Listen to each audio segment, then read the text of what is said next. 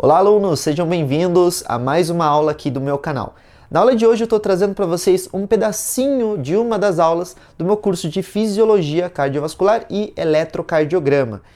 Muitas pessoas me mandaram mensagem falando que queriam ver uma palhinha, queriam ver um pedacinho da aula, então eu resolvi liberar para os alunos e para todo mundo aqui do meu canal essa aula, esse pedaço da aula. Então vocês podem ter acesso ao conteúdo. Se você se interessou em adquirir o curso, você que está assistindo no momento do lançamento do vídeo, você tem de hoje até sábado para adquirir o curso, porque depois a compra do curso vai ficar indisponível por um tempo indeterminado. Motivo? A gente está migrando de plataforma. Todos os alunos que comprarem antes da gente migrar vão continuar usando o curso tranquilamente, mesmo no tempo que estiver indisponível a compra, e só depois que a gente conseguir lançar na nova plataforma, que aí novos alunos poderão aparecer. Então, se você tiver interesse em adquirir o curso e tiver muito afim de aprender eletrocardiograma de verdade, aprender fisiologia cardiovascular de verdade, você corre e adquire logo, porque, como eu falei, tem esses poréns ali no meio. Mas é isso, eu vou ficando por aqui. Fica aí com um pedaço da aula do capítulo 9 e eu espero que você goste desse conteúdo. Lembrando, o nosso curso, além das videoaulas, contém também resumos em e-book dos capítulos e também alguns mapas mentais para ajudar no aprendizado do aluno. Essa aula aqui que a gente vai assistir agora é um pedacinho do capítulo 9, não é o capítulo 9 completo, porque ele é bem grande e eu gosto de descrever bem os capítulos para os alunos, como vocês que assistem meu canal já bem sabem. E é isso, eu vou ficando por aqui. Eu acho que esse vídeo está sendo mais um presente para a gente ter alcançado 40 mil inscritos e eu espero que vocês gostem desse presentinho. Eu vou ficando por aqui, gente. Até mais e bons estudos! Ele está sendo em base à 14ª edição do Guyton, que é uma edição que nem foi traduzida até o presente momento. Nós só temos a versão dela em inglês. Eu peguei essa edição, revi essa edição, falei, cara, tem coisa nova, tem umas imagens novas. Inclusive aqui vocês vão perceber que algumas imagens estão em inglês. Outras, como não mudaram absolutamente nada, eu mantive a imagem em português, a imagem traduzida para facilitar até o entendimento para o aluno. Se é a mesma coisa, para que vamos trocar, mas algumas imagens eu adicionei ali, coloquei porque na edição americana tá muito bonitinha, é uma informação nova ou mudou algum detalhe e eu acabei adicionando, ok? Então esse aqui seria nosso capítulo 9 do Guyton, a 14ª edição. Para a 13ª é o mesmo capítulo. Bom, como diz a introdução do capítulo, o coração como bomba é a primeira coisa que você tem que aprender e nunca mais tirar da cabeça. O nosso coração é uma bomba. Às vezes eu pergunto para meus alunos lá dos cursos superiores, me fala aí, cara, qual que é a função do coração? E ele me fala, sei lá, 4º semestre, ele fala assim, a função do coração é manter a gente vivo. Todo órgão mantém a gente vivo. A função do coração é bombear sangue, essa é a função dele. Bombear, porque ele é uma bomba, tá?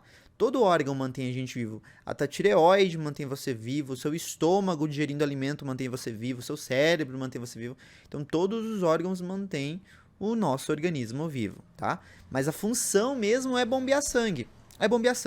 E ele vai fazer isso através de várias características específicas que ele tem, que a gente vai começar a conversar um pouquinho agora. Nunca esquecer que o coração, ele funciona como duas bombas separadas. Uma bomba direita e uma bomba esquerda. A bomba direita, você tem que entender que é aquela bomba que vai mandar o sangue que está vindo da periferia em direção ao nosso pulmão. Para quê? Para oxigenar o sangue. Como a gente bem sabe por anatomia, o fluxo sanguíneo, na hora que ele está viajando, irrigando o tecido, ele tem que retornar por veias, que a gente começa a chamar de vênulas, a gente vai falar inclusive isso durante o nosso curso, e que vai indo em direção a veias de maiores calibres, para ir aglomerando esse sangue e ser jogado lá para o coração. Esse sangue todo que está retornando, a gente costuma chamar de retorno venoso, que é o sangue que retorna pela veia. Só que a gente tem que lembrar de uma coisa, que existem duas veias que vão ter a função de trazer diretamente para o coração esse sangue. Uma seria a veia cava superior e a outra seria a veia cava inferior. Tá? Então, todo o sangue que está vindo da periferia e de regiões superiores ao nível do coração chegam ali por essas duas veias, superior e inferior. Só que aí o que acontece, pessoal? vamos mudar um conceito errado que todo aluno tem e que às vezes alguns profissionais também têm. Você vai querer falar que o sangue venoso é um sangue que é desoxigenado. Por quê? Porque olha só. Beleza, o sangue chegou, né? Esse sangue foi ali para o átrio direito, vai passar para o ventrículo direito, que é a nossa bomba verdadeira. Nós vamos falar disso aí já já. Quando o ventrículo direito bombeia o sangue, esse sangue vai entrar em uma artéria, que é a artéria pulmonar. Se a gente for para aquela lógica de o sangue venoso é desoxigenado e o sangue arterial é oxigenado, logicamente já está errado aqui, porque a artéria pulmonar ela possui sangue que é parcialmente desoxigenado, ele é mais rico ali em outras substâncias como o CO2, ele tem bastante CO2, né? Então, para a gente não usar esse conceito, sempre lembra, tá? Sangue desoxigenado, ou você pode chamar de parcialmente desoxigenado, e sangue oxigenado. Vamos chamar desse jeito. Porque nós temos algumas ali mudanças, né? A artéria pulmonar, ela tem sangue desoxigenado. E depois o sangue oxigena, vai para dentro do coração de novo, por onde? Por algumas veias. Que olha, a gente está vendo aqui, ó, veia, tá trazendo sangue para dentro do coração de novo, só que agora para o lado esquerdo, só que esse sangue já é oxigenado, ok? Então a moral da história é, para você nunca esquecer mais, artéria são os vasos que saem do coração, tirando sangue do coração. Olha a nossa artéria pulmonar, ela está fazendo o quê? Está tirando sangue do coração. Ou a gente pode falar, está recebendo sangue do coração, né? E as veias são vasos que levam sangue para o coração.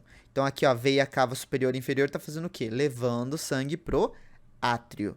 As veias pulmonares estão fazendo o quê? Levando sangue também para o átrio, só que agora é o átrio esquerdo, né? Então as veias têm essa função, ok? De levar o sangue para o coração e as artérias de tirar o sangue do coração, ok? Nunca esqueçam isso. Então, isso aí já é base para a gente poder continuar. Como a gente estava falando, né? O coração tem duas bombas, uma direita e uma esquerda. A direita bombeia o sangue para o pulmão, para poder oxigenar ele. E a esquerda bombeia o sangue para o resto do corpo. E aí a gente tem que lembrar também que o coração ele pode ser dividido também em região superior e região inferior. As câmeras que se encontram na região superior, a gente conhece como átrio. A gente conhece elas como átrios, né? Ou aurículas. Então, esses átrios ou aurículas são bombas superiores, que são bombas de varrido ou bombas falsas.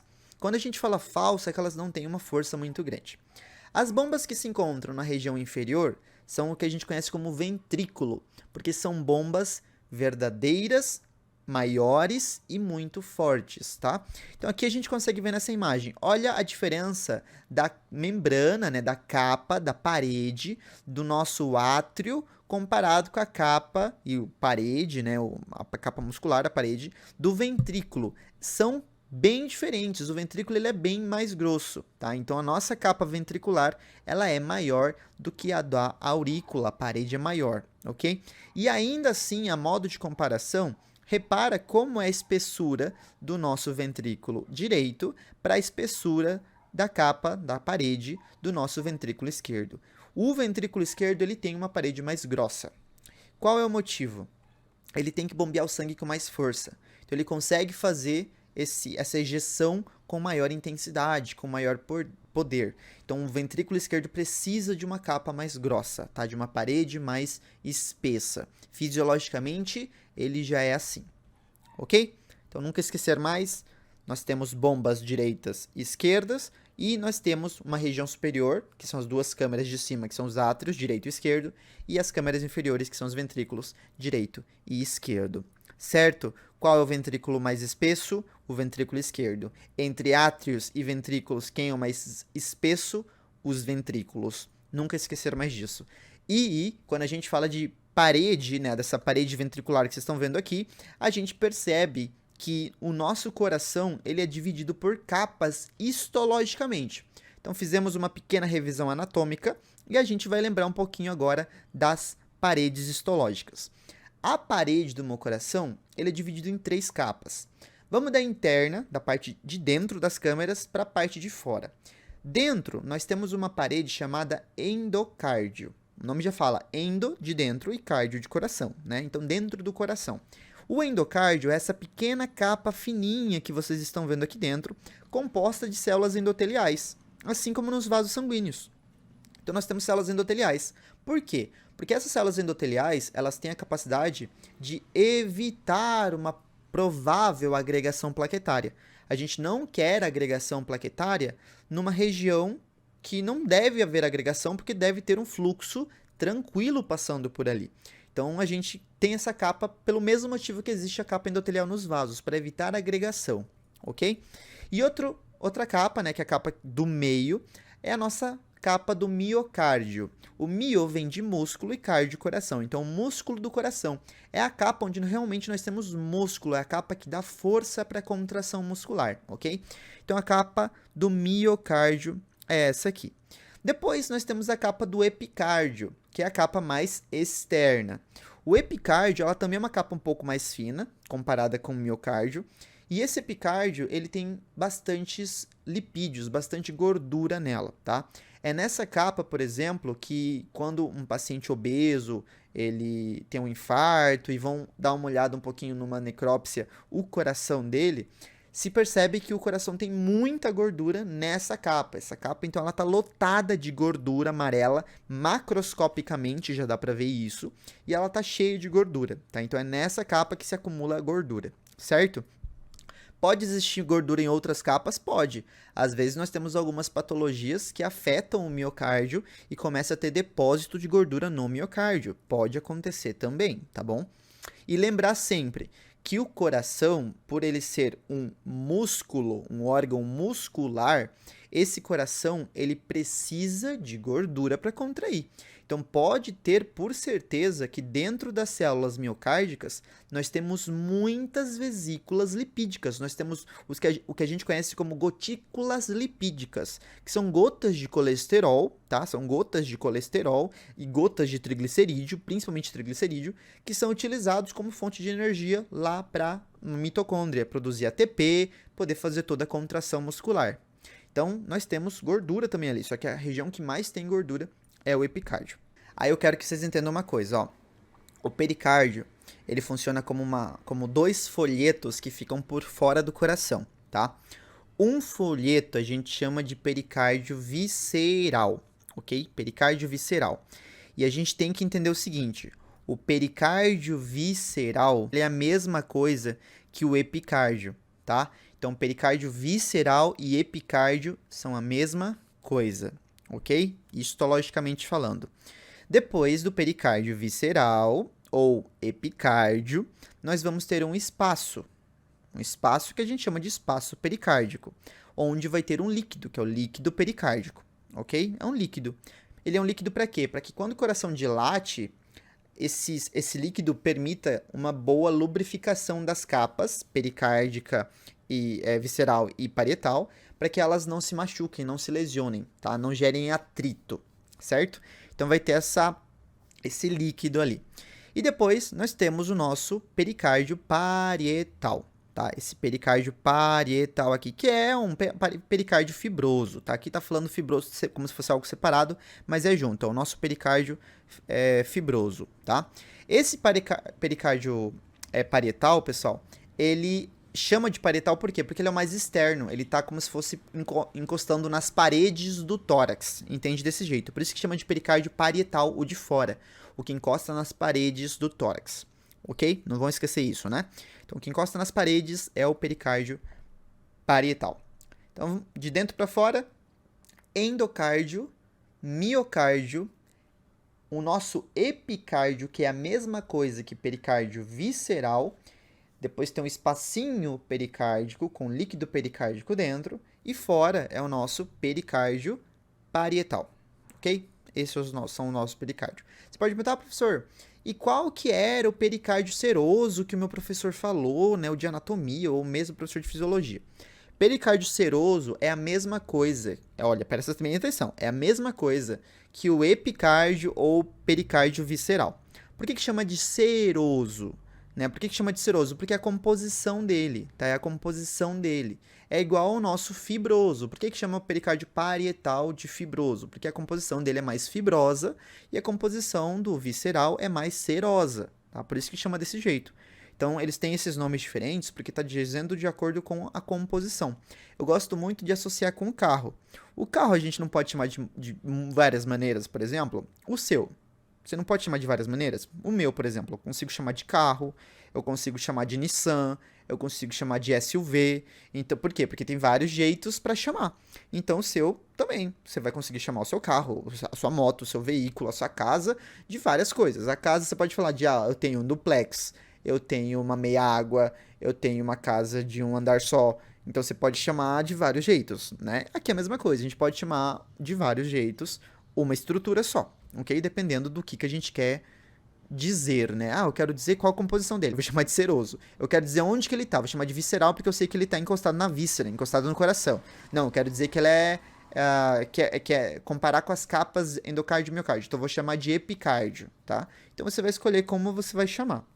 E entender que o nosso visceralzinho ali, ele vai ter esses 3 nomes, tá? Epicárdio, pericárdio visceral e pericárdio seroso, ok? Fisiologia do músculo cardíaco.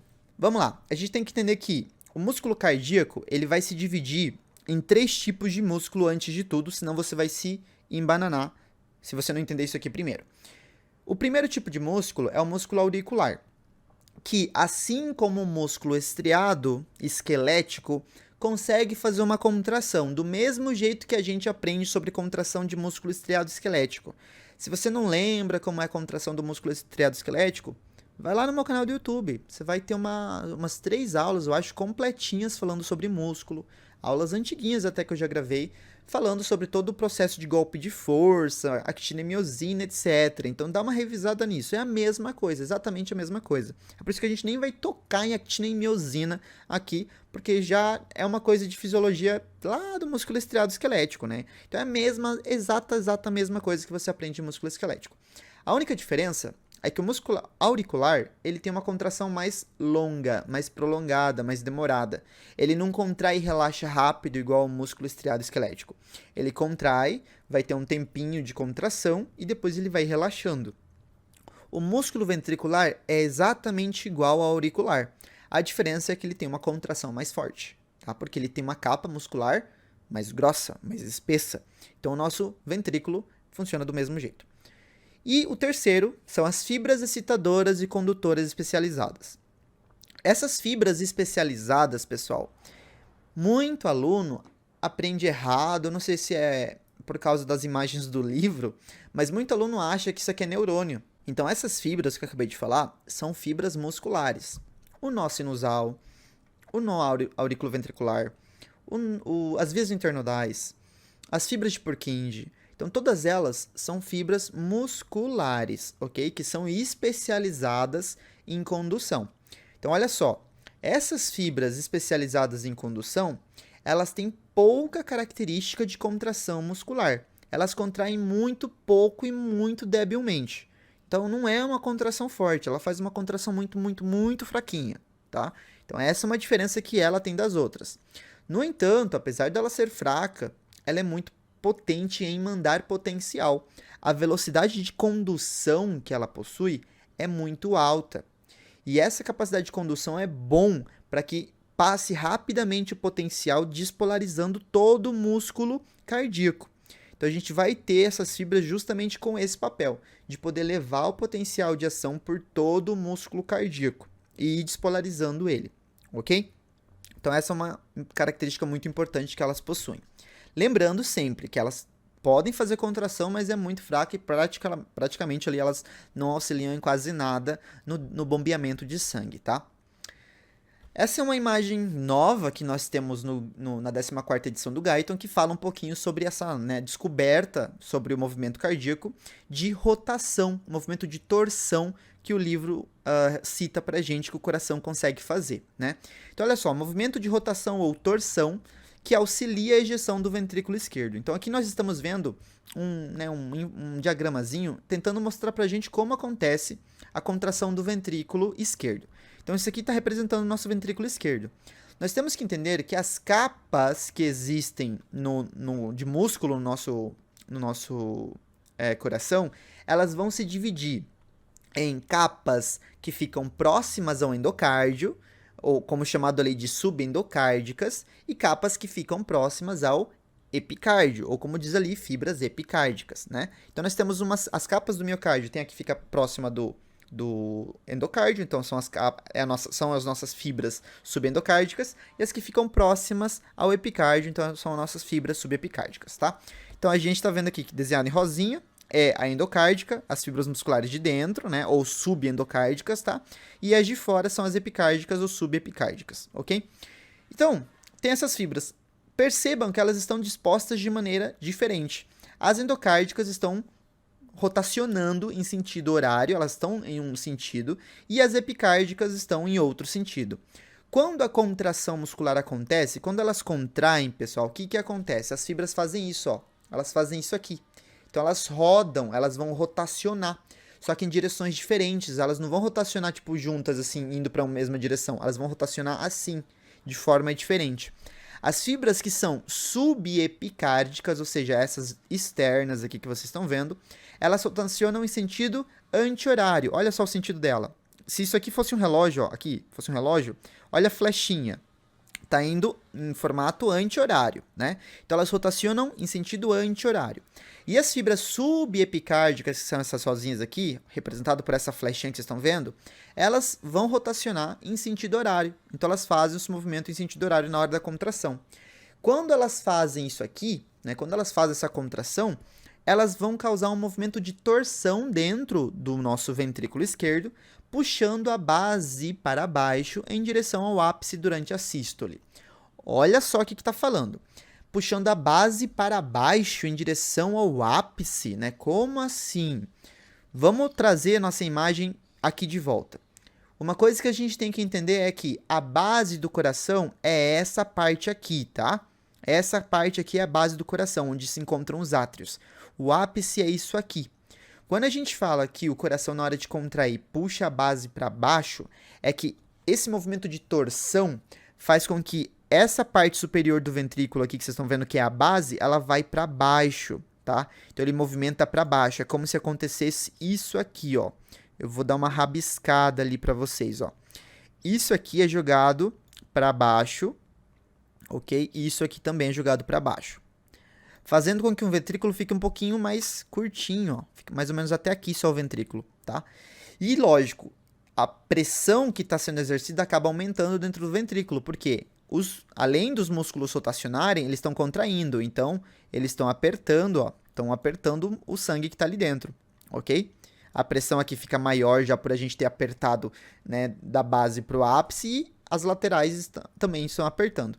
Então gera uma pressão alta aqui, e isso joga, faz com que a abertura da nossa válvula aórtica aconteça e joga o nosso sangue em direção à aorta, tá? O sangue vem em direção à aorta.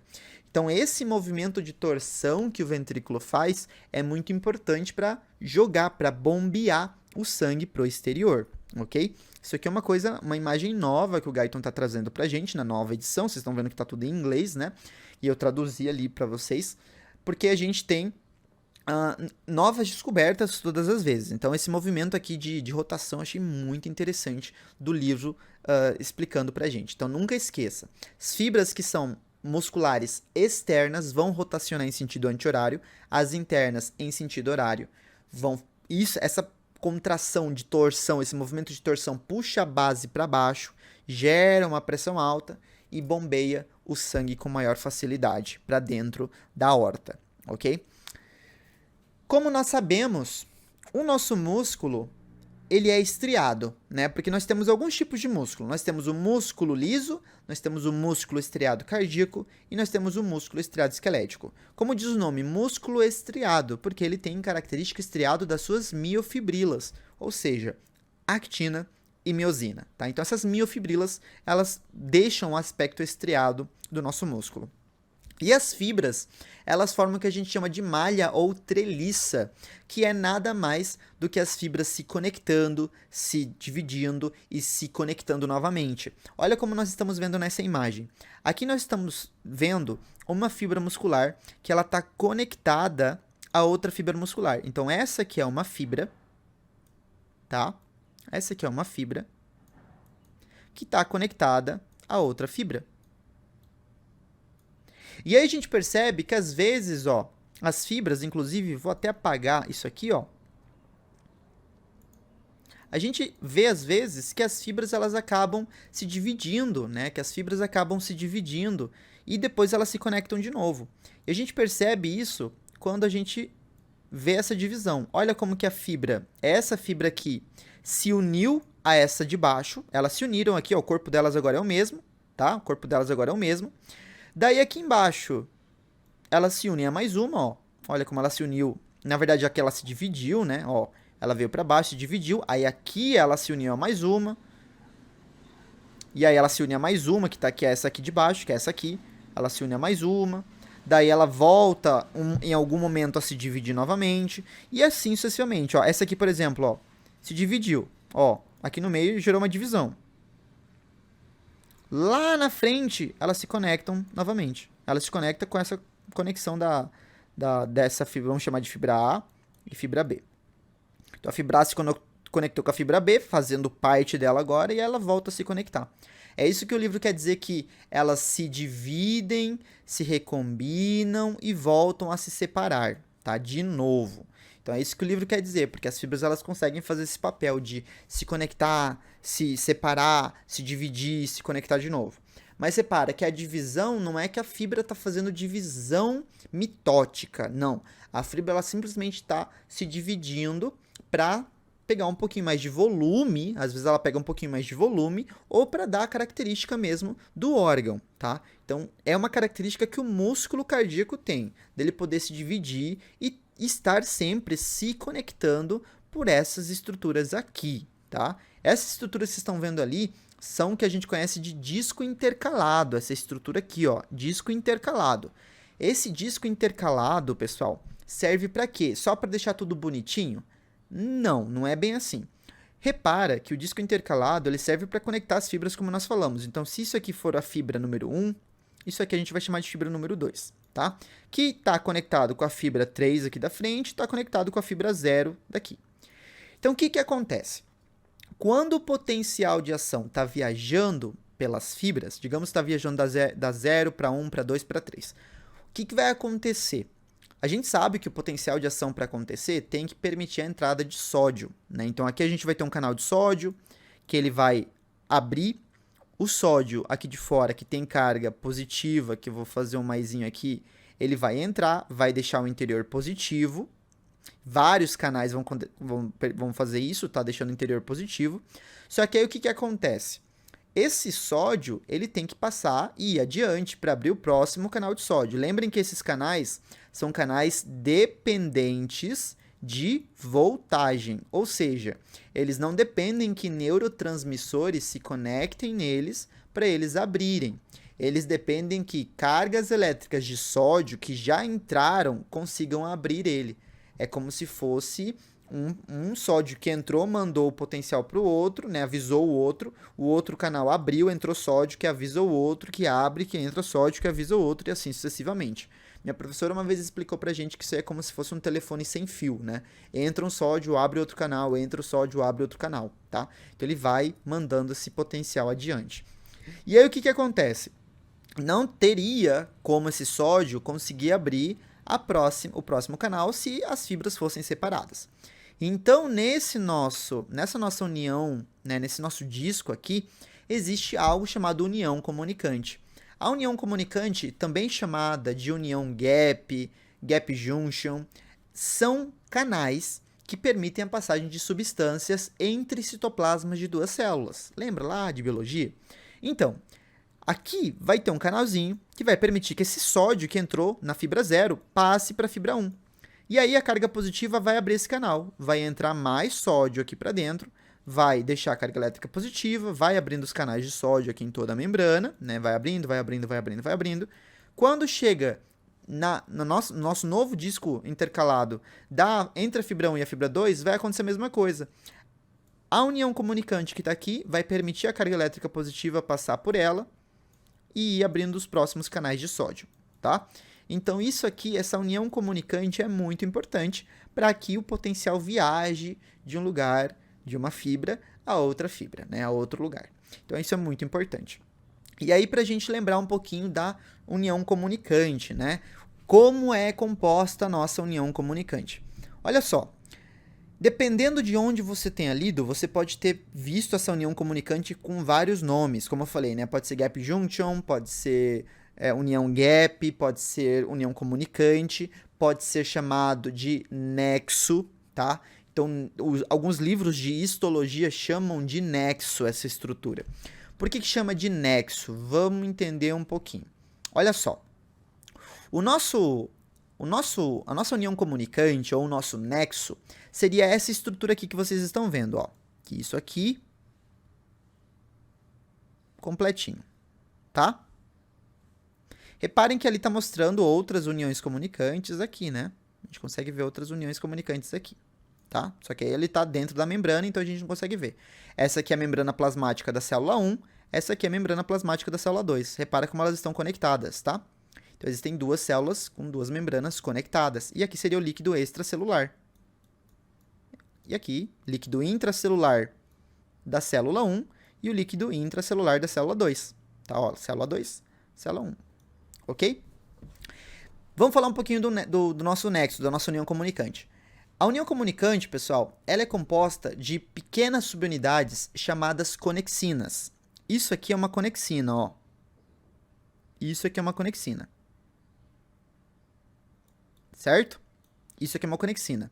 As conexinas possuem 6 estruturas, né? 6 conexinas unidas. Então a gente percebe, se a gente for contar um por um, que aqui está com zoom, ó, nossa imagem está com zoom aqui, a gente percebe que tem uma conexina aqui, né? Tem outra aqui, até o número 6. Né? Então, nós temos 6 conexinas.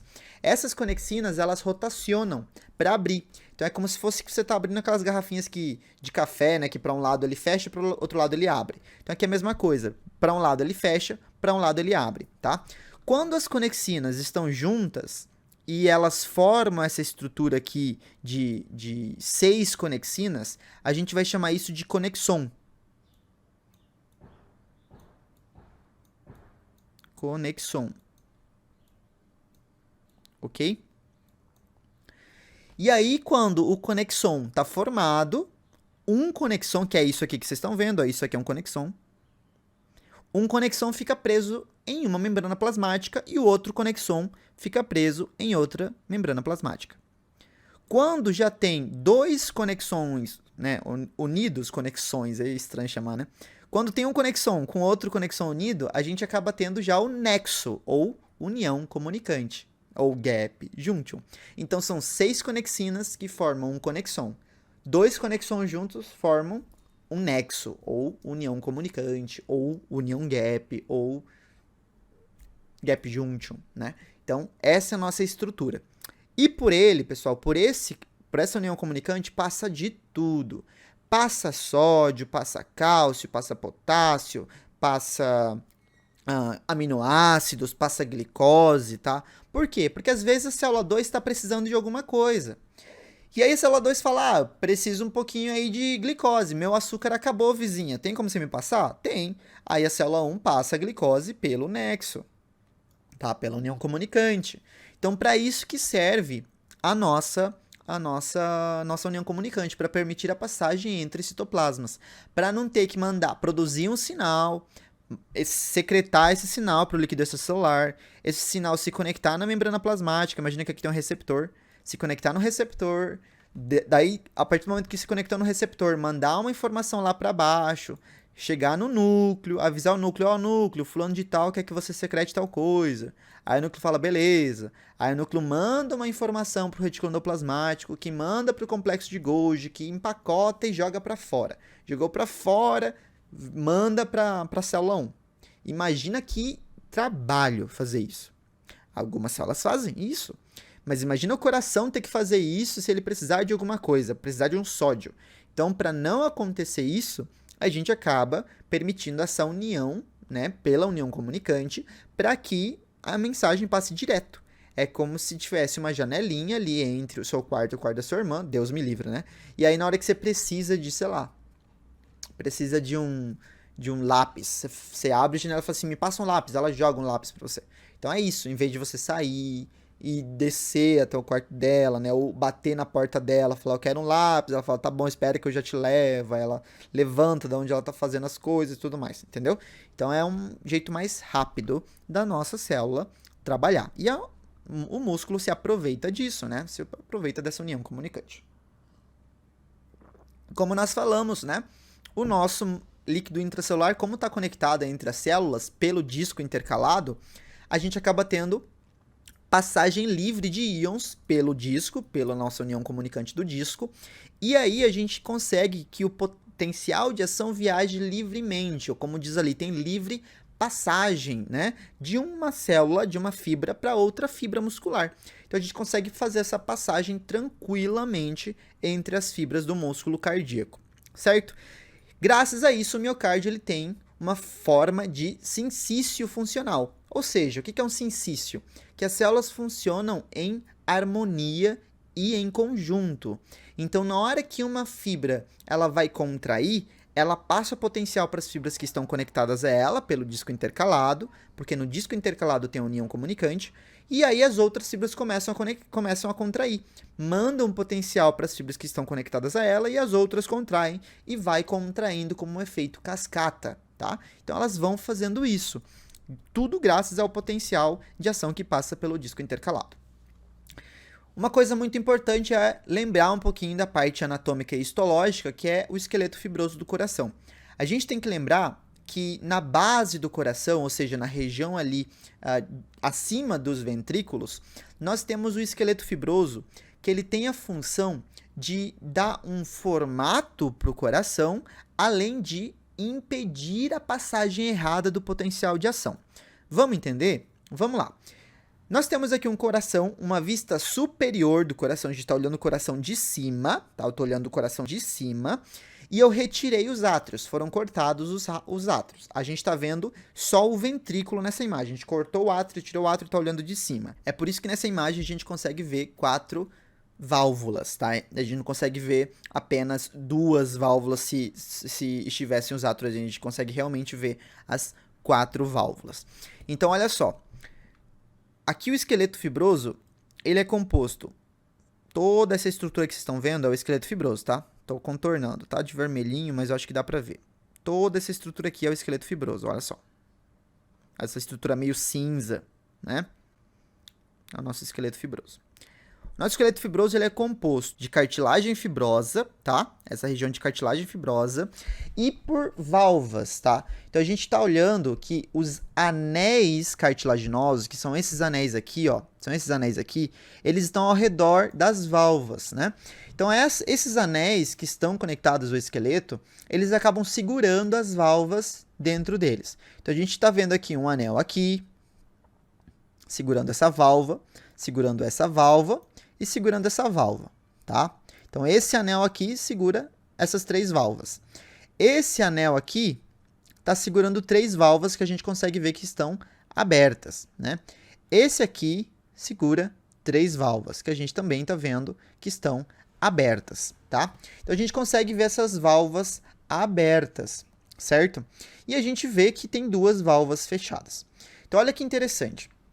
As válvulas, pessoal, essas valvinhas ali que a gente está vendo, elas em união, trabalhando em união, elas acabam ajudando no ciclo cardíaco a bombear o sangue ou manter o sangue dentro do coração. Então elas abrem na hora que o coração bombeia, elas abrem e o sangue consegue ser ejetado, ou elas fecham na hora que o sangue não tem que ser ejetado. E algumas válvulas, né, como a gente vai falar mais para frente, elas precisam estar fechadas para o coração poder bombear o sangue. E a gente tem que entender bem de ciclo cardíaco para entender como que isso acontece, como que uma válvula abre, como que uma válvula fecha, tá? Mas por enquanto entenda do anel fibroso que está ao redor das válvulas e que ele faz parte do esqueleto fibroso do coração, ok? Uma coisa muito importante é o seguinte, ó, nós temos um pequeno orifício que está aqui, ó, é bem pequenininho, tá? É isso aqui, bem pequenininho, onde está o meu, bem aqui no meio, tá? Esse esqueleto fibroso que vocês estão vendo, pessoal, tem esse furo por quê? Porque, além disso, né, além da característica dele de formar as válvulas, de dar uma forma para a base do coração, ele também é muito importante para evitar a passagem de potencial de ação do átrio para o ventrículo. Imagina que nós temos o átrio aqui, eu vou desenhar o átrio do lado, tá? Imagina que nós temos o átrio conectado aqui em cima. Imagina que isso aqui é um átrio, ok? Então esse aqui é o átrio. E aí o que acontece? O átrio, ele vai liberar o sangue para dentro do ventrículo, né? Só que ele vai fazer isso quando ele dá uma pequena contraidinha. Então ele está despolarizando, está contraindo o músculo, e aí vai ter que mandar esse sangue para baixo. Só que o que acontece?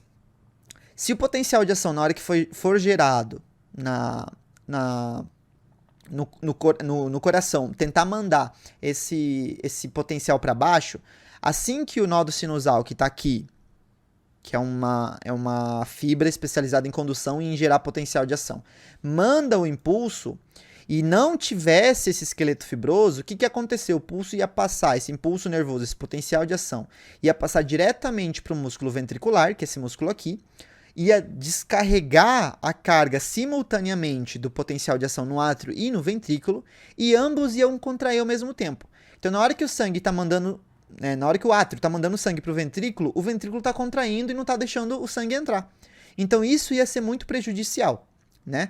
Para evitar que esse potencial passe de um músculo para outro, não existem conexões entre músculo atrial e músculo ventricular. Não existe. Então o potencial ele tem que, por causa do esqueleto fibroso. Então o potencial ele tem que passar por aqui, ó, por um pequeno orifício, que é o orifício para que algumas fibras apenas, que são especializadas em condução, passem. Então isso gera um pequeno atraso por causa de um nodo que a gente vai falar mais para frente. Então a gente vai ter essa pequena região de condução ali, bem pequenininha, para que algumas fibras especializadas em condução passem. E aí o potencial acaba não sendo errado, não sendo simultâneo em átrio e em ventrículo. Então a gente vai ter um pequeno atraso para a passagem do potencial do átrio para o ventrículo. Não esqueça disso. E a culpa é do esqueleto fibroso, tá? E isso é bom, professor? Isso é bom. Quando a gente lesiona o esqueleto fibroso por uma ferida pode ser uma ferida penetrante, tá? Arma branca, por exemplo. Por mais que seja resolvido a hemorragia, a gente tem que lembrar que isso vai gerar uma alteração de ritmo, porque nós estamos tendo conexões prováveis entre fibras, tá? Elas podem se conectar, podem fazer potenciais sendo gerados ali, passando por essa região que não deveria ter passagem, tá? Então esse esqueleto fibroso ele é bom ser assim, evitar o potencial de ação. Normalmente, como nós falamos, os potenciais não atravessam essa barreira fibrosa para atingir diretamente os ventrículos, a partir do sincício atrial. Então a gente está vendo aqui uma imagem muito boa para isso, né? Olha só que interessante. Aqui a gente está vendo... Onde que está o esqueleto fibroso olhando para essa imagem, pessoal? O esqueleto fibroso está aqui, ó. Esse aqui é o esqueleto fibroso, tá? Opa, deu uma rabiscadinha. Na verdade, o esqueleto fibroso ele vem para baixo, assim. Aqui está o nosso esqueleto fibroso. Ok? Então, esse nosso esqueleto fibroso, ele faz essa quebra, né? Essa quebra de conexão de fibras musculares entre átrio e ventrículo. Ele quebra, ele não deixa conectar, ok? Só que aí, o que acontece? Nós temos o pequeno anel, um pequeno furinho que está aqui, que permite que passe essas fibras aqui. São as fibras do feixe. Tá? Do feixe de His. A gente chama feixe de His ou feixe atrioventricular, tá? Então esse feixe, ele vai passar mandando fibras para dentro da região interventricular, que é esse tabique aqui que vocês estão vendo. Ó. Isso aqui é um tabique interventricular. É a capa que fica entre ventrículo esquerdo e direito, tá? E aí esse esse azul que vocês estão vendo, né, esse nosso feixe, ele vai se dividindo em rama esquerda e direita. A esquerda vai em direção ao ventrículo esquerdo, a direita vai em direção ao ventrículo direito, para irrigar, na verdade, digamos assim, inervar, né? Ele não está inervando, porque não é um nervo, mas ele tem um papel de inervação para passar potencial de ação, tá?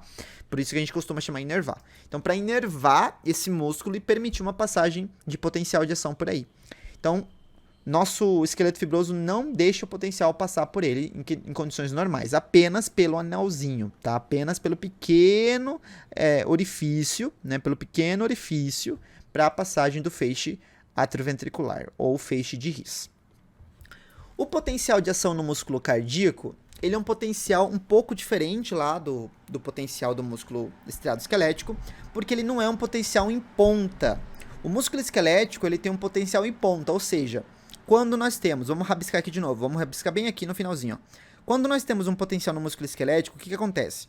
A carga elétrica vai subindo, alcança o limiar, gera um pico lá em cima, e aí quando chegou o pico lá em cima, abrem os canais de potássio começa a sair do músculo, porque potássio é mais concentrado no líquido intracelular, então na hora que o canal abre, joga o potássio para fora, e aí essa carga elétrica, esse potencial, ele vai caindo e volta a base de novo, e aí volta em repouso. Só que, lógico, é mais fininho do que isso que eu rabisquei aqui para vocês, tá? Tem que ter coordenação para rabiscar no mouse. Então ele desce, sobe e desce em formato de ponta, né? Ou espiga, ele faz isso aqui. Tá? Um potencial em ponta, potencial em espiga. Aqui nós vamos ter um platô, pessoal, potencial em platô. Então aqui a gente percebe que quando a membrana está em repouso, aqui seria o repouso, tá? E começa a entrar canal de sódio, a gente começa a despolarizar a membrana, alcança limiar, entra muito sódio, né? E aí na hora que deveria gerar uma descida rápida, que o canal de potássio abre e ele começa a descer, repara que ele faz uma curvinha, e aí depois ele desce. Essa curvinha aqui, quase que reta, a gente chama de platô. E esse platô ele acontece graças a um canal específico que existe no músculo cardíaco e que não existe no músculo estriado esquelético, que é o canal lento de cálcio, tá? Então isso aqui acontece pelo canal de cálcio, pessoal. Não esquecer, canal lento de cálcio, certo? Nesse momento, o canal de cálcio ele começa a abrir, fazendo com que cálcio entre lentamente ao coração, mantendo a carga elétrica dele alta por um tempinho ainda. E isso é importante por quê? Porque durante a contração, o coração ele tem que ficar contraído por um determinado tempo para poder conseguir fazer uma boa ejeção de sangue. Imagina se ele fizesse isso aqui e soltasse. Não ia dar tempo dele liberar o sangue que está ali dentro dele tão fácil. Ele ia fazer uma contração rápida, não ia ejetar o sangue todo do coração e ia acumular. Então ele precisa fazer uma contração mais mantida, por isso que ele precisa manter esse platô ali, ok? E por que que o cálcio entra? Além disso tudo, sempre tem um porquê. Porque o retículo sarcoplasmático que existe dentro do músculo estriado esquelético, por exemplo, ele é muito desenvolvido e ele tem uma concentração de cálcio lá em cima. E o nosso cálcio, né, no músculo estriado cardíaco precisa entrar porque o retículo sarcoplasmático que está dentro do músculo do coração não é bem desenvolvido e não consegue armazenar cálcio direito.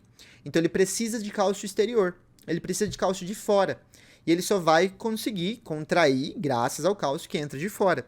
Lembrem lá da função fisiológica, de novo, quando é para falar de músculo esquelético, pessoal, volta lá no meu canal do YouTube, assiste as aulas de graça lá do canal do YouTube, que vocês vão ver sobre essa parte da importância do cálcio. O cálcio ele tem uma importância porque ele permite que a famosa troponina C, que é uma estrutura ali que faz parte da actina, consiga se desviar, se mover, liberando uma região chamada ponto ativo para o golpe de força acontecer, para a contração muscular acontecer e todo o processo de contração se dá. Então, o cálcio é muito importante para isso.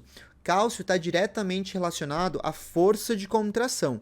Quanto pouco cálcio presente no músculo cardíaco, né, e pouco cálcio entra, mais fraca vai ser a contração muscular desse coração. Então, vocês vão perceber, por exemplo, que em casos de diminuição da presença de cálcio, o coração ele vai contrair mais fracamente. Em excesso de cálcio, ele pode contrair muito forte. Então, essa é uma característica que nós temos ali da importância do cálcio no coração, tá? E ele fala que o potencial tem, em média, 105 mV. Ou seja, a cada batimento, o potencial sai do valor negativo da base dele, que é menos 85 mV, né, é o valor dele de repouso, para o valor ligeiramente positivo, em torno de mais 20 mV. Né? Como vocês viram que o repouso estava aqui representando o nosso menos 85. E ele vai até mais 20 mV, ou seja, ele sobe até aqui. Daqui até aqui dá 105 mV, tá? Por isso que a gente fala que o potencial tem um valor de 105 mV. Aí eu trouxe umas perguntas para vocês, ó. Por que é tão demorado o potencial no músculo cardíaco? Meio que respondi, eu me adiantei na aula. Então, por que é tão rápido, tão demorado o potencial no músculo cardíaco? E a outra pergunta diz, por que no músculo cardíaco existe um platô e não existe no músculo esquelético? Né? Então, a pergunta, eu já falei, você provavelmente já entendeu. Se você não conseguiu responder isso, pausa o vídeo agora mesmo, pausa o vídeo, pensa um pouquinho com o que eu falei. E aí tenta responder. Pega um papel, anota essas perguntas e tenta responder. Tenta dissertar a sua pergunta. Afinal de contas, você está pagando esse curso para você aprender. E você só vai aprender uma aula se você colocar em prática.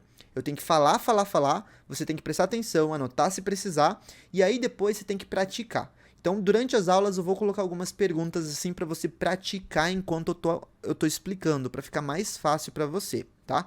Então, você já consegue responder isso. A resposta é simples, né?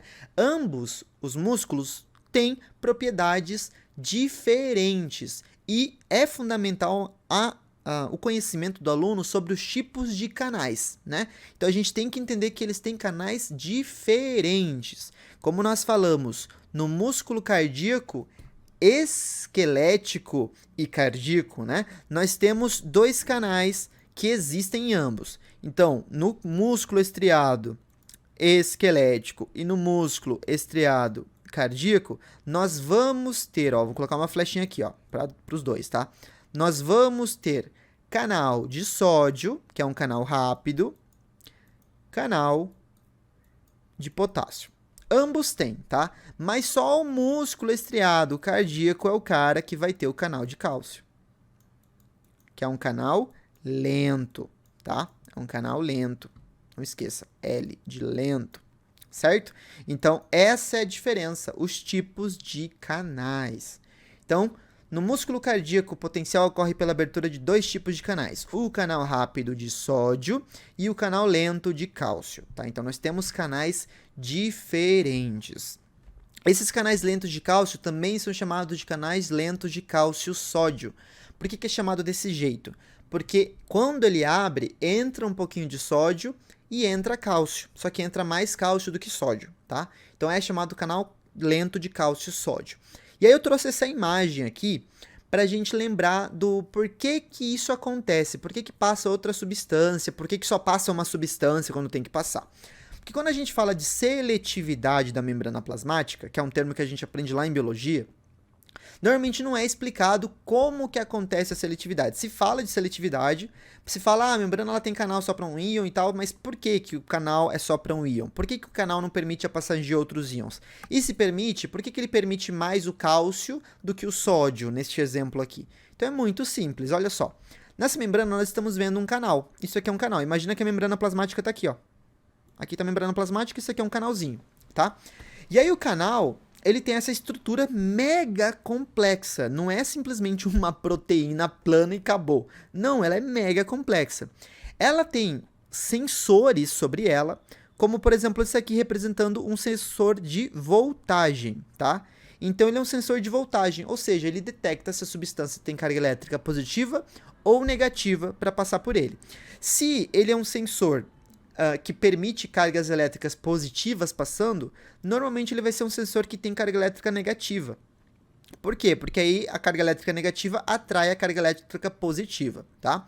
Além disso, nós vamos ter alguns filtros de seletividade, que são essas estruturas aqui, ó.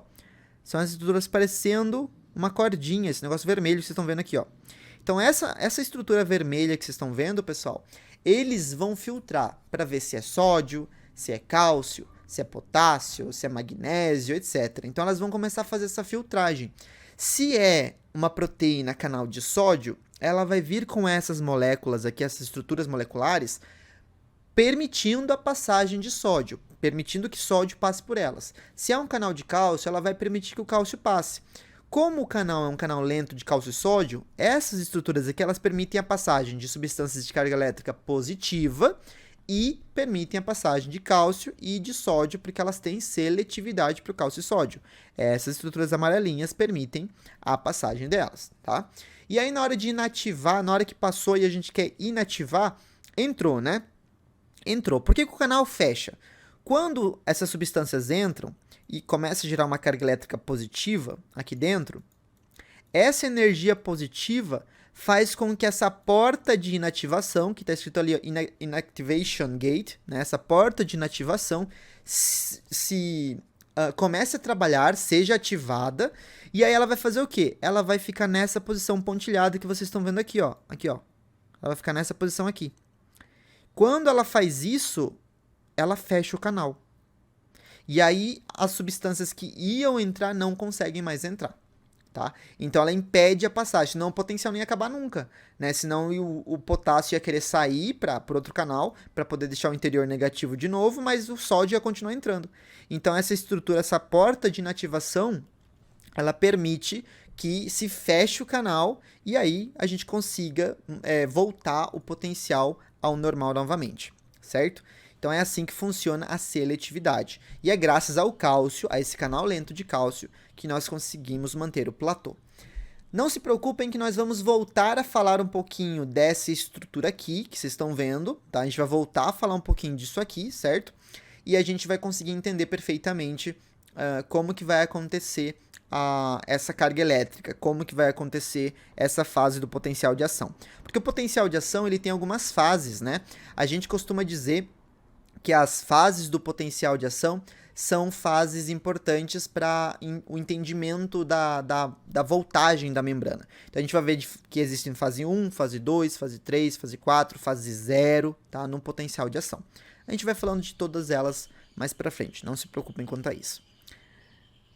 E quando acontece o fim do potencial de ação, então? Bom, quando os canais de cálcio e sódio lentos se fecham, eles demoram para fechar. Então vamos lembrar aqui, ó. Aqui a gente está vendo a mesma imagem de antes. Quando acontece o potencial de ação no músculo, aqui vai abrir um canal de sódio. Então imagina que eu vou fazer uma coisa, ó. Eu vou fazendo de baixo. Aqui, que é o músculo ventricular sendo representado. Aqui nós temos um canal de sódio que abriu. Isso mesmo, imagina que eu estou fazendo, fingindo que isso aqui é uma fibra muscular no nosso gráfico, tá? Imagina.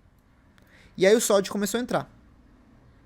Graças à carga elétrica positiva do sódio que está entrando, a gente começa a subir a carga, certo? Quando chega nesse ponto, acontece aquilo que a gente falou, da seletividade fechando e fecha o canal. Só que aí, abre o canal de potássio, né? Então aqui, ó, o canal de potássio abre, jogando potássio para fora. Então potássio é jogado para fora aqui, o nosso K+. Começa a perder carga negativa, então deveria descer rápido. Mas por que não desce? Porque nessa fase aqui tem uma fasezinha, tá? Separadinha. Porque nessa fase aqui, abre o canal de cálcio.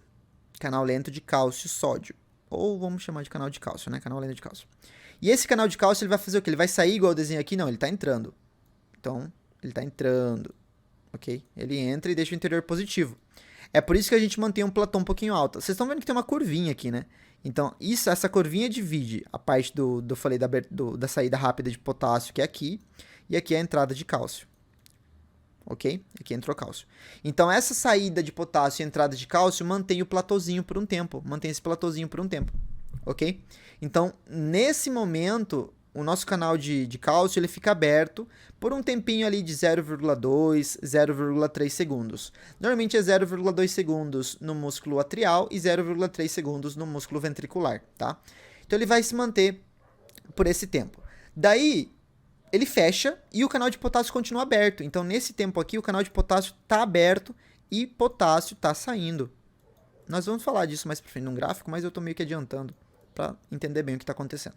Potássio começa a sair, e aí a carga elétrica cai de uma vez, né? Cai de uma vez e volta a repouso, tá? E a gente volta a ter a membrana em repouso de novo. Então é isso que acontece. Canal canal rápido de sódio, abre, depois fecha quando chega aqui em cima, fechou. Daí abre canal de potássio, começa a sair potássio. Quando chega numa carga elétrica, o canal lento de cálcio, ele abre. Por que fala lento de cálcio? Porque a partir daqui ele começa a abrir, pessoal, mas cálcio não consegue entrar direito. Quando chegou aqui, ele abriu totalmente. E só aí ele abre. E aí o cálcio, né, ele consegue entrar. E aí deixa aquele platôzinho por culpa do potássio saindo e cálcio entrando. Chegou aqui, potássio é o único que consegue sair. Então o potássio é o único que consegue sair porque o canal de cálcio fechou, porque ele já ficou aberto 0,2 a 0,3 segundo. E aí o potássio, por sair, perca carga elétrica e volta a repouso. É isso que acontece, tá? Esse é o nosso fim do potencial de ação. E aí o gráfico que eu falei para vocês das fases do potencial de ação, né? Então a gente vai dividir o nosso potencial de ação em 5 fases. Fase 0, fase 1, fase 2, fase 3 e fase 4. São as fases que a gente tem. Olha só que interessante. A fase 0 é a fase de despolarização, que é essa fase aqui, tá?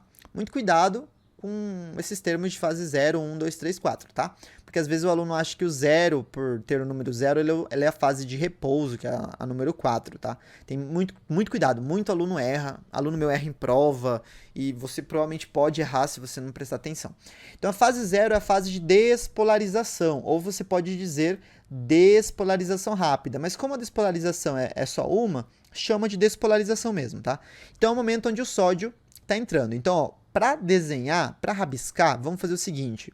Eu vou trocar um pouquinho a cor da tinta. Eu vou colocar uma tinta azul. Então, olha só. Aqui nós vamos ter um canal de sódio, certo? Na fase 0. Então, lembra. Porque podem perguntar para vocês se você está estudando para a prova, alguma coisa assim. Qual é o canal que está aberto durante a fase 0 do potencial de ação do músculo cardíaco? Olha que pergunta que parece complexa, né? Mas é muito simples. Então você tem que lembrar desse gráfico. Se você está fazendo prova, rabisca esse gráfico na sua prova, enumera ele e aí você vai lembrar do jeito que eu estou fazendo aqui. Então, ó, na fase 0, a gente vai ter a abertura do canal de sódio e a entrada do sódio para dentro, né? Que se entra para dentro, né? Sódio entrou. Chegou lá em cima, chegou em 20 milivolts positivos. Aquela porta de inativação, ela bloqueia a entrada de mais sódio e fecha o canal de sódio. Beleza, o canal de sódio já fechou. A fase 1, pessoal, é daqui até aqui. Ok? Essa é a fase 1. Aí, nesse momento, o que acontece? Por que tem uma descida rápida do potencial? Porque aqui se abre o canal de potássio. E o potássio de dentro ele começa a sair. Por isso que eu começo a perder carga elétrica, tá? Beleza? Então o potássio começa a sair, eu começo a perder carga elétrica. Daí, o que vai acontecer? Quando a carga elétrica cai, né, ela dá essa descidinha, o canal lento de cálcio e sódio ele já consegue se ativar. Então esse canal lento de cálcio e sódio ele se ativa, ele se abre totalmente e o cálcio com um pouquinho de sódio começam a entrar. Então aqui entra cálcio e sódio, tá? Cálcio e sódio. Tá? Então é o que vai acontecer nessa fase. Essa fase dura mais ou menos até aqui, ok? Daí começa, e lembrando, né? Isso aqui, lembra que a gente não deu nome. A fase 1, que é essa fase aqui do potássio saindo, é início de repolarização. Tá? Então, início por quê? Porque começou a repolarizar, né? Lembra que repolarizar é voltar a repouso. Isso é repolarizar. Então, tá voltando a repouso. Então, iniciou. Mas depois começou o platô. Então, deu uma parada na repolarização, fez o platôzinho que é reto, né? Esse platô que é o número 2 que é reto. Daí começou a repolarização rápida. Fechou o canal de cálcio e sódio, lento, no final do número 2. E aqui no número 3 está aberto só o canal de potássio. Então, só o canal de potássio. E esse cara sai. Tá? E aí eu começo a perder carga elétrica, aqui dentro ficando negativo. E aí volta a repouso. Tá? Então, repolarização rápida é o do canal de potássio. E a fase 4 não tem nenhum canal aberto, a membrana está em repouso, tá? Então, se a gente for escrever do lado, ó, quais os canais que estão abertos, né? Fase 0, sódio. Início de repolarização, canal de cálcio. No platô, tá o canal de vamos chamar de cálcio sódio, né? Se eu colocar sódio e cálcio, vai confundir. Então, no platô, tá no canal de cálcio sódio, ou canal lento de cálcio, tá? Então, cálcio, sódio, que é bem lento, entra bem devagar, não esqueçam disso. E também tá o de potássio, né? Por isso que fica platô, porque tá entrando e saindo carga positiva. E a polarização rápida já fechou o canal de cálcio sódio, então só tá aberto de potássio. E na fase 4, nenhum. Nenhum, né? Não tem nenhum. Não tem canal aberto. Então essas são as nossas fases do potencial de ação. E aí ele está mostrando pra gente, né, o que acontece com a passagem de íon na fase dos potenciais, né? Então, por exemplo, aqui, ó, na fase 0, olha só, na fase 0, né, que é a fase que está subindo aqui, que vocês estão vendo, olha como que está representando a nossa passagem do sódio, né? O sódio, ele começa a ir para dentro com uma intensidade muito grande, né? Então, o canal de sódio permite a entrada de sódio muito intensamente. Só que depois, o que acontece? Chegou nessa fase final aqui, o nosso sódio já para de entrar. Ele para de entrar. Daí começa a entrar o canal, o nosso potássio, que nós vimos, né? Olha, o potássio ele abre primeiro. Olha como ele abre primeiro. Ele abre primeiro, ele começa a ir para fora, né? Ele começa a ir para fora, e aí ele começa a intensificar a sua saída. O cálcio vai subindo. Nesse momento aqui, ó, que os dois, repara que tá indo para baixo, gente, mas é que tá representando meio que invertido esse gráfico, porque é o jeito deles desenharem a intensidade dos íons indo para fora e para dentro, tá? Então, nessa fase aqui, ó, repara, ó, potássio e cálcio estão indo tão altos, né? Estão indo para baixo ali e eles estão bem altos. É a fase do platô aqui em cima. É a fase do platô, tá? Então, como cálcio e potássio estão numa intensidade alta de passagem, é exatamente a fase do platô que vocês estão vendo que passa só de cálcio. Eu escrevi, ó, a fase do platô, só de cálcio e potássio, tá? Lembre-se, canal lento. Não esquecer nunca disso. Não é canal de sódio sozinho, é canal lento. Certo? Então, isso está representando ele. E depois a fase 3. Isso aqui representa a fase 3, né? A fase 3 é isso aqui. A fase 3. E aí a gente consegue manter esse valor negativado de novo. E o nosso potássio volta a não ser excretado mais. Ok? Então, é isso que vai acontecer. Lembrando uma coisa muito importante, tá?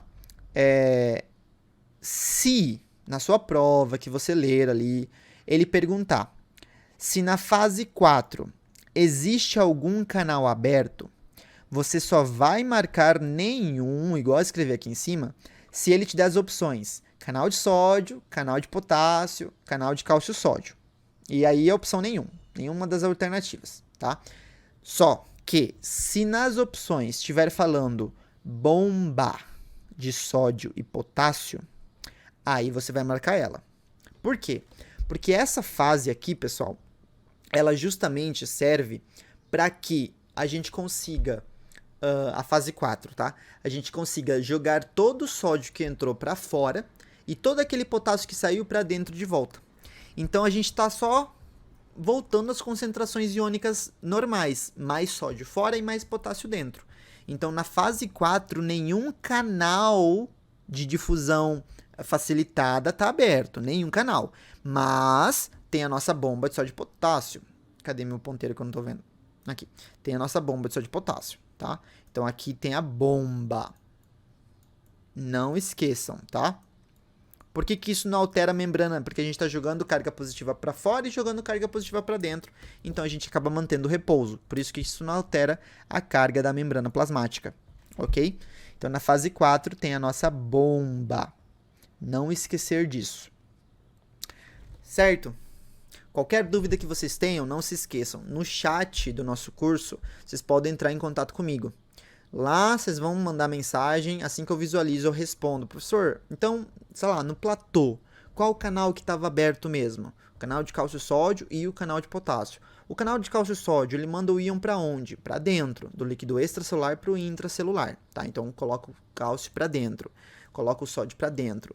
Ah, e o potássio, ele vai para onde? Ele vai para fora, tá? Então, o potássio, ele vai para fora, ele sempre perde.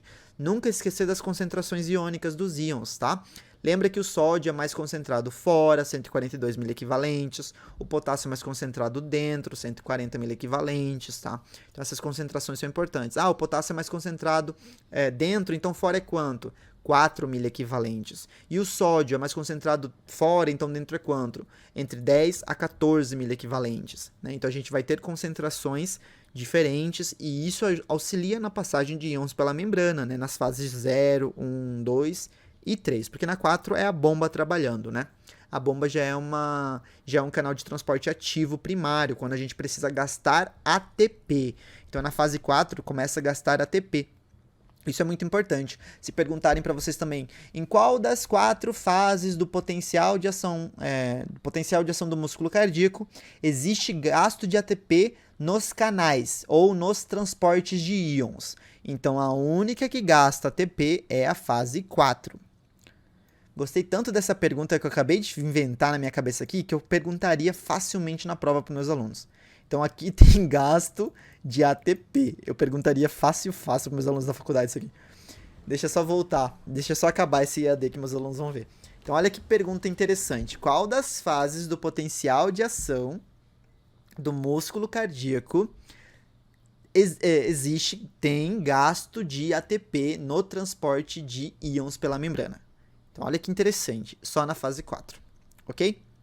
Só na fase 4. Velocidade de condução do sinal do músculo cardíaco. Então, assim que a gente despolariza a membrana, o potencial tem que ser conduzido, ele tem que ser enviado adiante para as outras fibras, como a gente falou, para aquele sincício, para elas trabalharem em sincício através da união comunicante que está conectada ali nos discos intercalares, né? Então, olha só, a gente vai ter diferença de condução entre os tipos de fibras diferentes. A velocidade de condução do sinal excitatório do potencial de ação, tanto nas fibras musculares e atriais quanto nas ventriculares, é em torno de 0,3 a 0,5, né? Tem umas horas que o Guyton fala que as atriais elas são um pouquinho mais fracas, 0,3, as musculares, as ventriculares são um pouquinho mais lentas, 0,4, 0,5, mas elas estão na mesma média, elas são relativamente muito próximas do seu potencial. Só que quando a gente fala daquele sistema especializado de condução, ou seja, nó do sinusal, vias internodais, nó do átrio ventricular, feixe de His, ou as de His, né? E as fibras de Purkinje, então essas fibras, elas são especializadas, elas enviam potencial mais rápido, chega até 4 metros por segundo. Então elas enviam o potencial delas bem rápido, tá? 4 metros por segundo. O que permite uma condução razoavelmente rápida no sinal excitatório pelas diferentes porções do sistema, né? Então a gente acaba tendo um envio de potencial rápido. Só para vocês terem uma noção do quão rápido isso é. Quando você está com cólica, se for as meninas, cólica menstrual, se for os rapazes, pensa ali numa cólica intestinal ou numa cólica renal, se você já teve, tá? Então quando você está com uma cólica, na hora que o estímulo da dor apareceu, ou seja, na hora que o músculo contraiu, você demora na verdade você demora um segundo para você sentir a dor. Então na hora que contrai, você demora 1 segundo para sentir aquela dor, para você falar, nossa, que dor. E aí já aconteceu há 1 segundo atrás isso, mas você sentiu 1 segundo depois. Por quê? Porque a dor, essa informação dolorosa, ela viaja por uma fibra nervosa, que manda o potencial numa velocidade de 0,5 a 2 metros por segundo. É uma fibra não mielinizada, chamada fibra tipo C, tá? Uma fibra nervosa tipo C.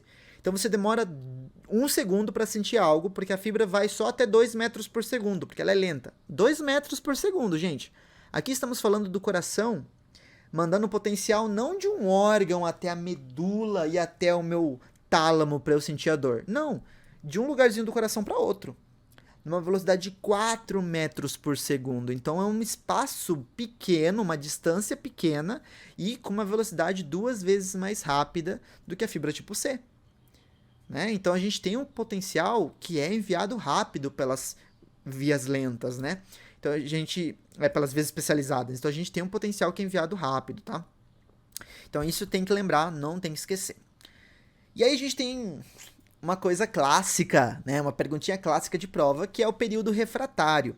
O que é período refratário? A gente tem que entender que o nosso coração ele vai trabalhar com potenciais de ação, né?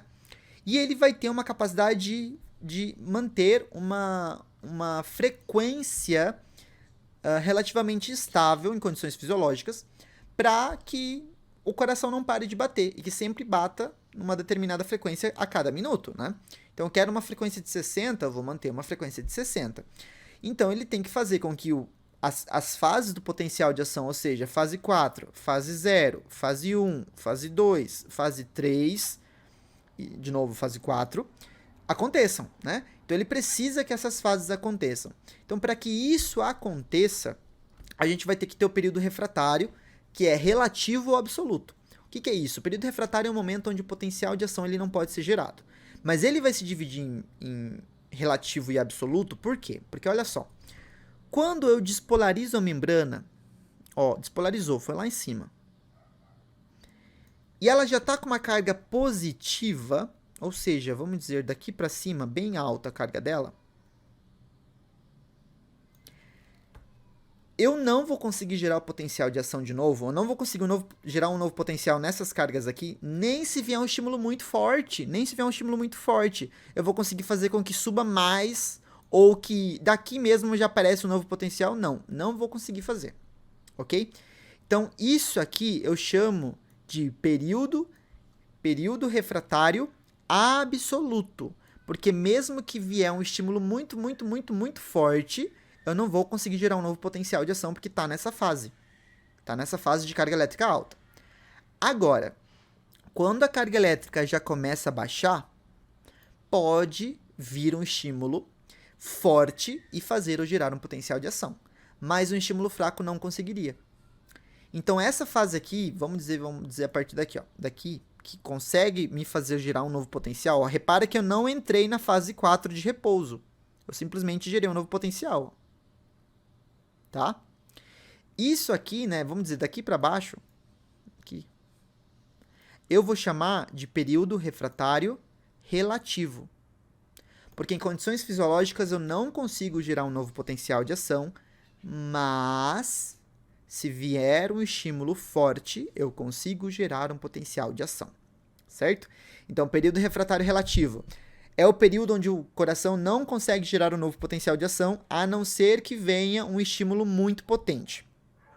E no absoluto não consigo gerar um potencial de ação, mesmo que venha um estímulo forte, um estímulo intenso, certo? Essa é a diferença do refratário para o absoluto, ok?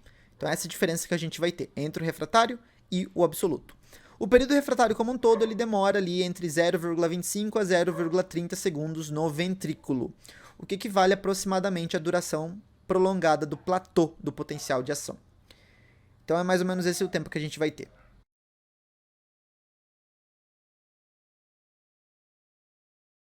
Vamos falar um pouquinho de acoplamento, excitação, contração, né? Basicamente, o acoplamento, excitação, contração é a capacidade que um potencial de ação tem para despolarizar a membrana e, a partir daí, os íons que entrarem conseguirem trabalhar dentro de estruturas do músculo para que elas façam um acoplamento de contração, ou seja, para que elas conectem suas miofibrilas e contraiam. Por exemplo, no músculo estriado esquelético, quando a carga elétrica de sódio entra na minha fibra, essa carga elétrica positiva abre canais de cálcio no meu retículo sarcoplasmático. O cálcio armazenado dentro do retículo sai e ele excita as fibras a contraírem. Daquele jeito que eu falei, o cálcio se conecta à troponina C, puxa a troponina C, libera uma região da actina, que é a rosinha, meio vermelhinha que vocês estão vendo, chamado ponto ativo, e a cabeça da miosina golpeia esse ponto ativo para fazer a contração muscular, tá? Mas, no nosso músculo estriado esquelético, nós temos um retículo bem desenvolvido, igual vocês estão vendo aqui, ele é bem grandão, né? No músculo cardíaco ele não é tão bem desenvolvido, então a gente precisa daquele cálcio de fora. E ele vai fazer isso, né? Ele vai permitir uma boa entrada de cálcio através dos túbulos T que vocês estão vendo nessa imagem. Então nós temos os túbulos T que nada mais é do que uma invaginação da membrana plasmática, ou seja, a membrana entrou, é como se você pegasse uma membrana assim, apertasse, colocasse o dedo e tirasse. E aí ficou um tubinho para dentro, tá?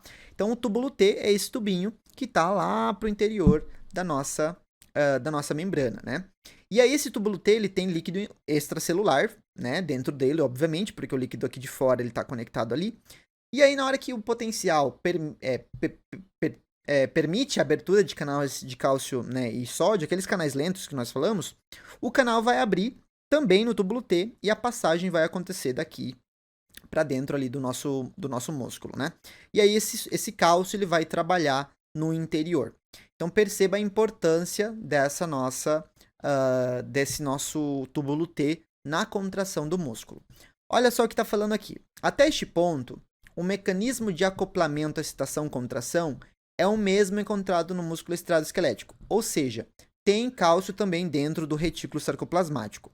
No entanto, além dos cálcios liberados pelo retículo sarcoplasmático, que a gente falou que era pouco desenvolvido, íons cálcio adicionais também se difundem para o sarcoplasma, né? Então saem lá de dentro do líquido extracelular, ou lá, né, do líquido extracelular e vão ao interior da célula, partindo dos túbulos T no momento do potencial de ação, como a gente falou. Sem esse cálcio adicional, a força de contração miocárdica ficaria reduzida, pois o retículo sarcoplasmático do miocárdio é menos desenvolvido que o do músculo estriado-esquelético e não armazena cálcio suficiente, né? Tudo isso aí foi o que eu já tinha falado para vocês, né, pessoal? Então aqui a gente tem uma coisa muito interessante, ó.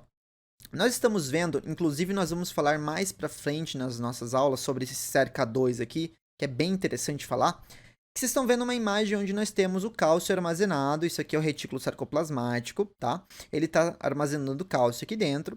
Só que nós também temos o cálcio de fora, né? O cálcio de fora, ele consegue entrar por um canal chamado de hidropiridínico, ok? Que é esse canalzinho aqui. Então, a gente vai permitir a entrada do canal de cálcio pela dihidropiridina, certo? São os canais dihidropiridínicos.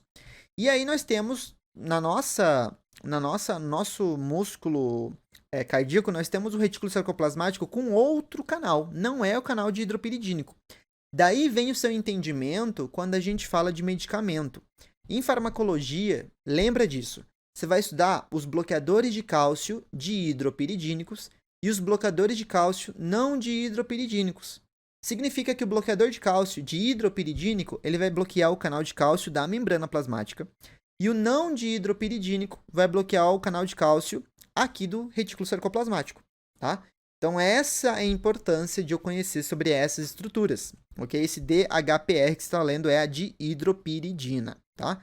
Então, esse termo de hidropiridina é justamente representando, né, a estrutura que nós temos aqui da nossa proteína. Então, não esqueçam, tem dois tipos de canais. Canais dihidropiridínicos e os não dihidropiridínicos, certo? E qual a importância, então, dos túbulos T? Isso aqui é como se fosse uma pergunta, porque meio que eu já falei, né? Devemos ter em conta que a força de contração do músculo estriado cardíaco depende muito da concentração de cálcio no líquido extracelular, né? Eu já falei para vocês que quando falta cálcio, a contração é mais fraca, né?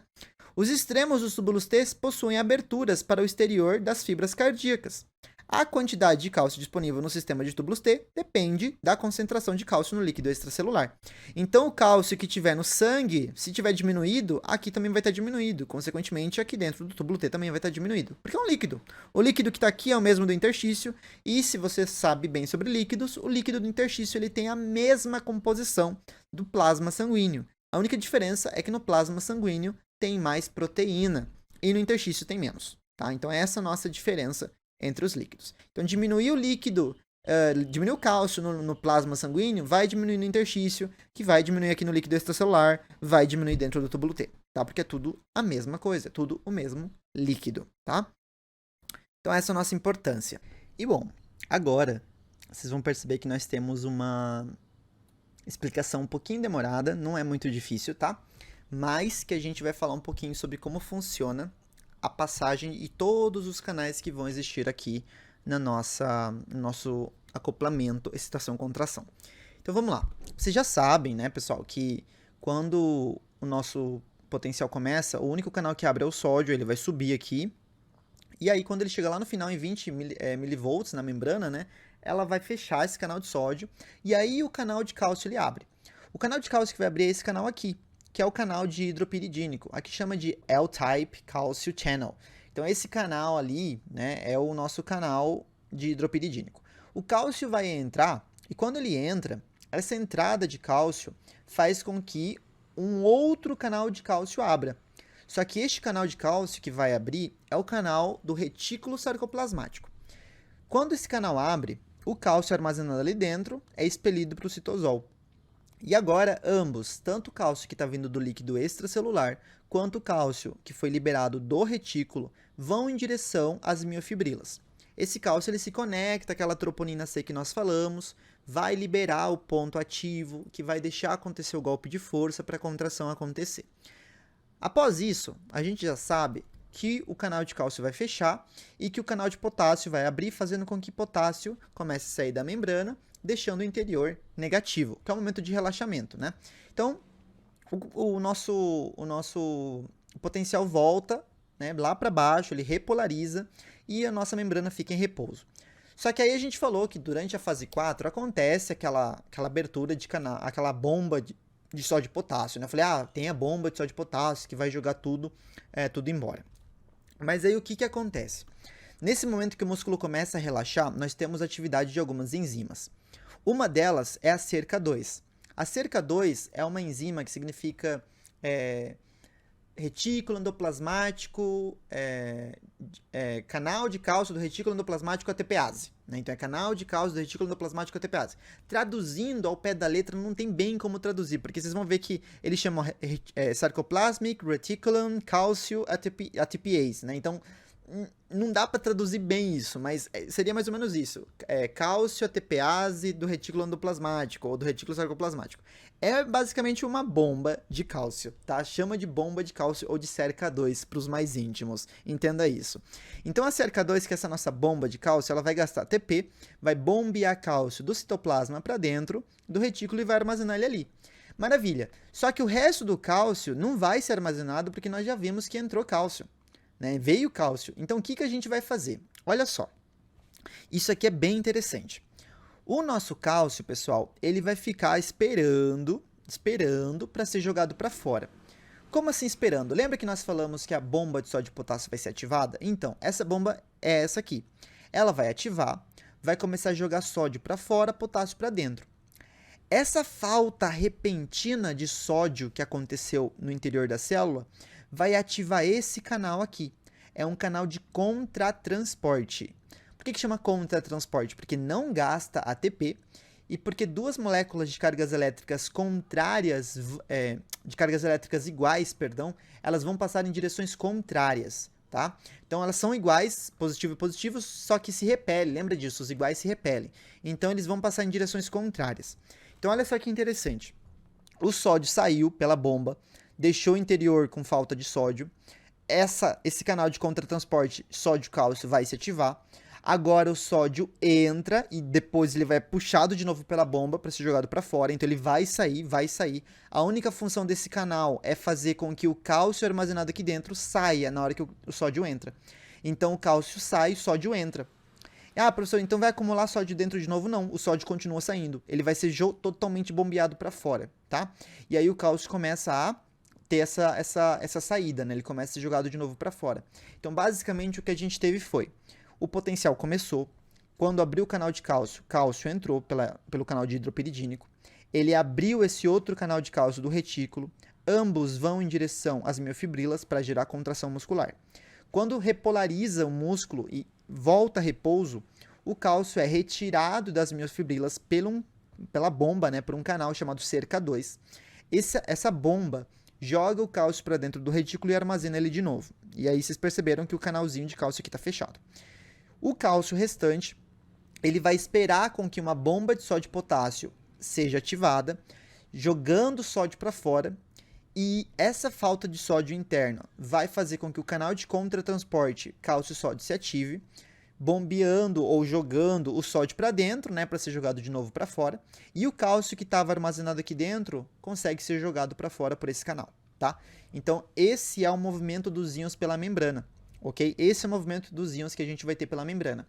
Existem algumas outras moléculas que estão atuando aqui que nós vamos falar mais para frente nas próximas aulas, para a gente poder ir pegando conhecimento, né, aos poucos, para não jogar um monte de informação nova do nada e você ficar desesperado com um monte de enzima ou proteína, tá? Então, por enquanto, entenda sobre isso, sobre a cerca-2, que é a bomba de cálcio, sobre a diferença dos dois canais, que um é o canal de hidropiridínico, né, que é o da membrana plasmática, e sobre como o cálcio consegue sair. O cálcio consegue sair da membrana plasmática por um contratransporte de cálcio e sódio, ok? Assim que ele consegue sair da membrana plasmática. E a duração da contração? Bom, esse aqui seria o nosso último slide antes da gente ir para o próximo tema. Então, a duração da contração, vocês vão perceber que é muito parecido com a duração do potencial de ação. Então, o músculo cardíaco começa a se contrair poucos milissegundos após o potencial de ação ter início e continua a se contrair por alguns milissegundos após o final desse potencial de ação. Isso é muito importante, gente. Entendam que quando você está olhando o eletrocardiograma, o coração ele não está contraindo na hora do complexo QRS, o ventrículo ele não está contraindo na hora do complexo QRS. Ele começa a contrair durante o complexo, não é no início, é durante o complexo QRS, e ele para de contrair depois do QRS já ter terminado, tá? Para você que caiu de bomba em fisiologia cardiovascular e não sabe o que é QRS, relaxa, a gente vai falar de eletro bastante ainda. E até lá, você volta nessa aula, quando você for reassistir, você fala, é disso que o professor estava falando. Então entendam isso, tá? No coração, na região ventricular, vai funcionar desse jeito. A gente precisa que o nosso potencial já tenha passado alguns milissegundos para a contração ter começado, tá? Assim, a duração da contração do miocárdio é principalmente função da duração do potencial de ação, né? Então, como a gente falou, o tempo de contração é parecido com o tempo de potencial, incluindo o platô, por volta de 0,2 segundos no músculo atrial e 0,3 segundos no músculo ventricular. Lembra quando eu falei lá atrás que apesar do livro falar que o potencial do átrio e ventrículo são parecidos, depois ele vai mudar um pouquinho? É isso que está acontecendo aqui. O músculo atrial ele tem um potencial um pouquinho mais curto, de 0,2 segundos, porque a gente precisa entender que ele não é uma bomba verdadeira. Se ele não é uma bomba verdadeira, também significa que ele vai jogar, né, vai conseguir fazer o bombeamento com uma força mais fraca e num tempo mais fraco, né, um tempo mais rápido, digamos. Já o nosso ventrículo, ele precisa fazer uma contração um pouquinho mais forte e prolongada, ok? Então tem a ver com isso.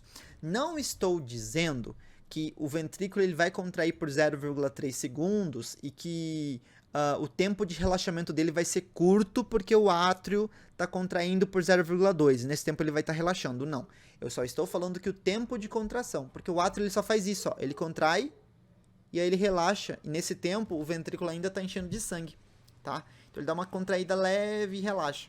O ventrículo ainda fica enchendo de sangue por um tempo. Mas entenda por enquanto, porque na próxima aula a gente vai falar de ciclo cardíaco e você vai entender tudo onde eu quero chegar com essa explicação final, que o átrio ele contrai por 0,2 segundos e o ventrículo por 0,3, ok? Isso é importante que a gente tem aqui.